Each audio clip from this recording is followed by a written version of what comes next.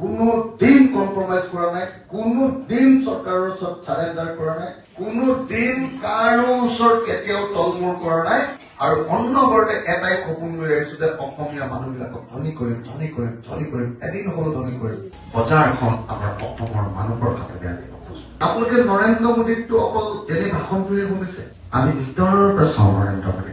নৰেন্দ্ৰ মোদী নহালৈকে ভাৰতবৰ্ষৰ কোনো খুচুৰা বেপাৰত বিদেশী কোম্পানী সোমাব নোৱাৰিছিলে। খুচুৰা বেপাৰ অকল অসমৰ ভাৰতৰ মানুহে কৰিব পাৰে। সেইকাৰণে অনলাইনত এনেকে চোলা বিক্ৰী কৰিব নোৱাৰে তেতিয়া।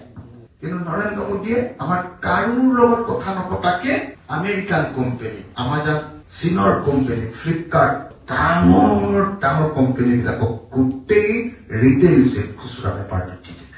আজিৰ দিনটো মই চোলাটো কিনি আনিছো অনলাইনত। অনলাইন মানে আমেৰিকান কোম্পানী আমাজন।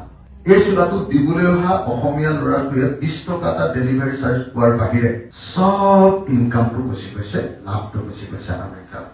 যদি আমেৰিকানে গোটেই খুচুৰা বেপাৰৰ লাভ চাই তেতিয়াহ'লে অসমীয়া মানুহে ক'ত বেপাৰ কৰি খাম?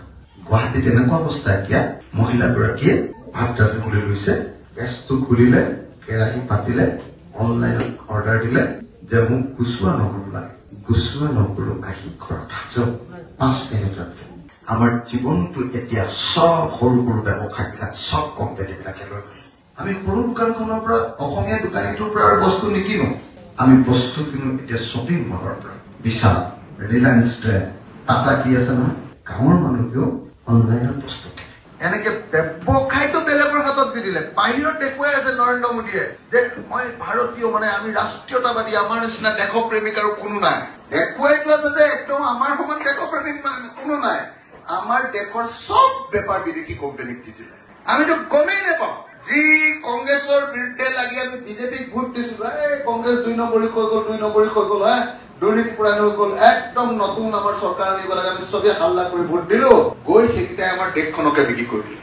গতিকে মই আপোনালোক সকলোকে অনুৰোধ কৰিলো, আহক আমি এখন নতুন অসম গঢ়িবৰ কাৰণে চেষ্টা কৰো।